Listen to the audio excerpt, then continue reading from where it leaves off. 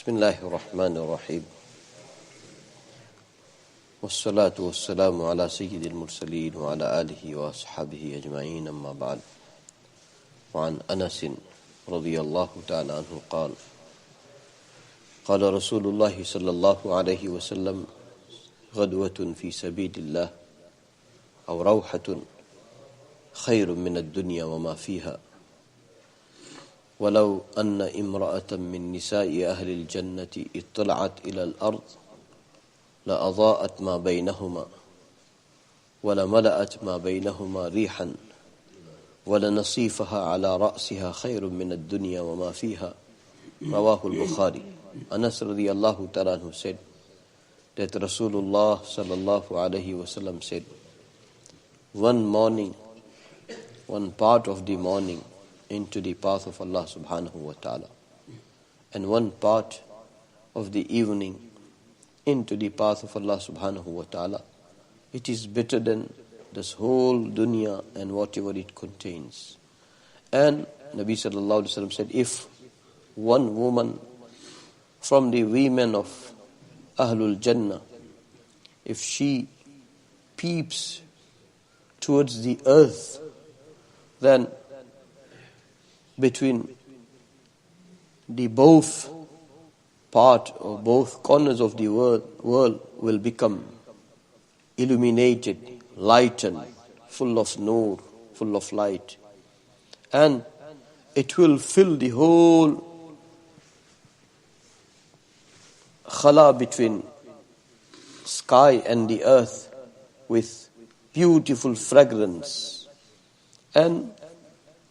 And the scarf onto the head of the woman of Jannat, it is better than this dunya and whatever it contains.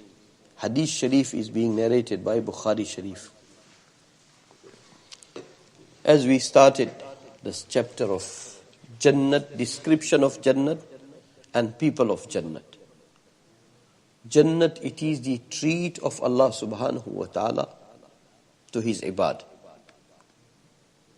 Jannat, it's a treat of Allah subhanahu wa ta'ala to His ibad. May Allah subhanahu wa ta'ala make us greedy. His pious servants, they receive treat in this world also. They receive treat in this world also. The ultimate manifestation of the treat of Allah subhanahu wa ta'ala is Jannat. And the greatest treat of Jannat is our meeting between ourselves and Allah subhanahu wa ta'ala. Ruyat of Allah subhanahu wa ta'ala. So may Allah subhanahu wa ta'ala make us greedy of the treat of Allah subhanahu wa ta'ala while we are living in this world also. And may Allah subhanahu wa ta'ala grant us entry into the Jannat without reckoning in a first go. May Allah subhanahu wa ta'ala, because the previous riwayat, مَوْضِعُ صَوْتٍ فِي الْجَنَّةِ خَيْرٌ مِّنَ الدُّنْيَا وَمَا فِيهَا. Equal to one weep, one get placed into Jannat, that is better than this whole world and whatever it contains. That is Jannat. That is Jannat. Mala aynun ra'at wala udhunun sami'at wala khatara ala qalbi bashar.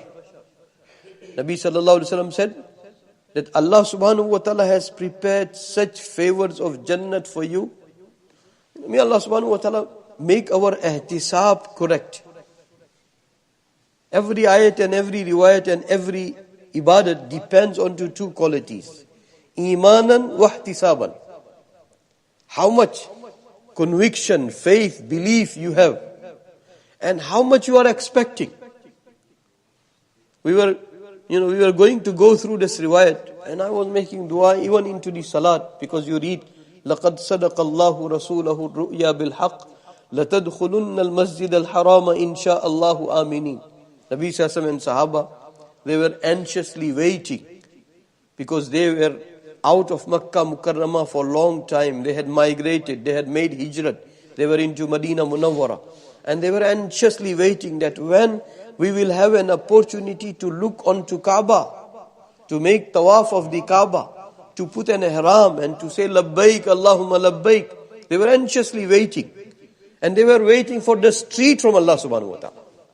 That's what I was saying. That Allah treats His pious people, His faithful servants in this world also and into next world also. And treat of the both worlds are such that they will not like to exchange on behalf of this whole dunya materially. May Allah subhanahu wa ta'ala, in this world, some beautiful good dreams, they are the treat from Allah subhanahu wa ta'ala. I've been saying about myself first, that, oh Allah, purify my privacy. Oh Allah, purify my thinking. Oh Allah, purify my ambitions. Oh Allah, purify my wishes. Oh Allah, purify my reflections.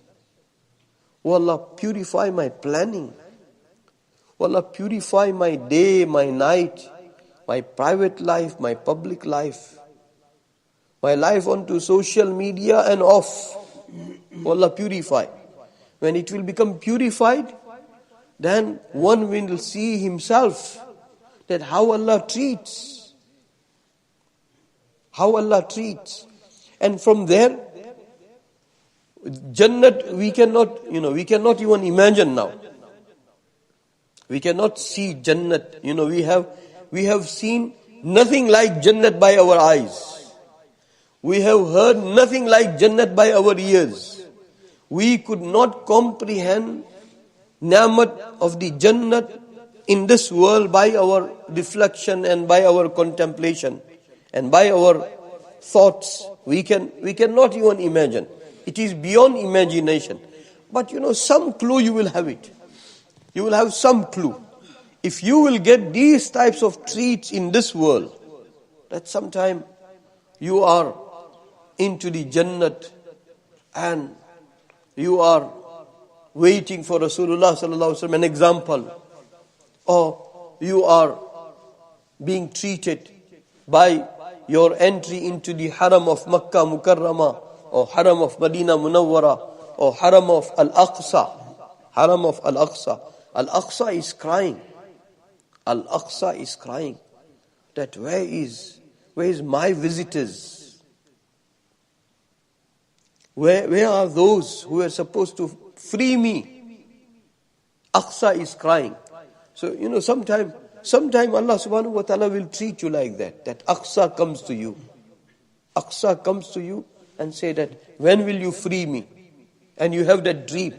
That's a treat from Allah subhanahu wa ta'ala. And Nabi sallallahu alaihi wasallam, when he went for ascension, for Mi'raj, and when he came back, and when he made mention, I have mentioned this incident many times, when he mentioned and when Kuffar, especially Abu Jahl, started rejecting, and then they started questioning, that okay, describe. According to the riwayat, Nabi sallallahu alaihi wasallam said that onto the house of Aqil, whole Masjidul Aqsa was placed. And Nabi sallallahu alaihi wasallam was looking at it and giving them answer. May Allah subhanahu wa ta'ala, sometime you will become Zair of Kaabatullah, and sometime Kaabatullah will become Zair of yours. You will make ziyarat of Kaaba, or Kaaba will come to make your ziyarat. When we will have that purity, integrity, nobility, divinity of Quran and Sunnah, and where it will come? This is the table spread. This is the table spread. If you will entertain yourself from here, from Quran and Sunnah, Quran and Sunnah is developing your days, your nights, your earning, your spending, your thinking, your desires, your wishes, your dreams. Then you will have internal purity. Otherwise, yesterday, Jummah time, we were talking that many of us, we come for Salat and we just return empty because we have not prepared ourselves. We only leaving a burden on a side that, okay, I have fulfilled all 5 farais. And there are people that from every salat, they have their maximum share, and they don't have their maximum share, they don't return from masjid. They have that negotiation between themselves and Allah subhanahu wa ta'ala. That I am not going to go without maximum. May Allah subhanahu wa ta'ala, Jannat, we are going to, some Salaf said it nicely, that salat, which does not go above your head, how that salat is going to make the bridge of cross, bridge of Sirat cross, make you bridge of Sirat cross. How that salat will take you to Jannat. This salat is food. Food for our ambitions. Food for our privacy. Food for our soul. May Allah subhanahu wa ta'ala, make us greedy of Allah's treat. People, they sacrifice whole dunya just for the sake of Allah's treat. Just for the sake of Allah's treat. They did not accept anything. No, I will have my share there. That riwayat, we have the scenario now everywhere. Nabi sallallahu alaihi wasallam said it to Ansar, but that can become relevant to everybody. Nabi sallallahu alaihi wasallam said, "Innakum satarawna ba'di atharatan tunkirunaha, fasbiru hatta talqawni ala al-hawd." After me, you will see such things, you will not like it, you will disapprove it. Maybe they will not fulfill your right, they will sideline you, they will not give you your due right, they will not give you priority when you are supposed to be given priority. They will not give you preference when you are supposed to be given preference. And they will sideline you. Nabi Sassam said, "Fasbiru hatta talqawni ala al-hawd." Have sabr until you meet me onto the Hawd-e Kawthar. Likes of Hakim ibn Hizam, radiyallahu ta'ala, and some of the Sahaba, they did not accept nothing. That no, I am going to receive treat from Nabi sallallahu alaihi wasallam. So treat, Jannat is a treat from Allah subhanahu. And here Nabi sallallahu alaihi wasallam said two things.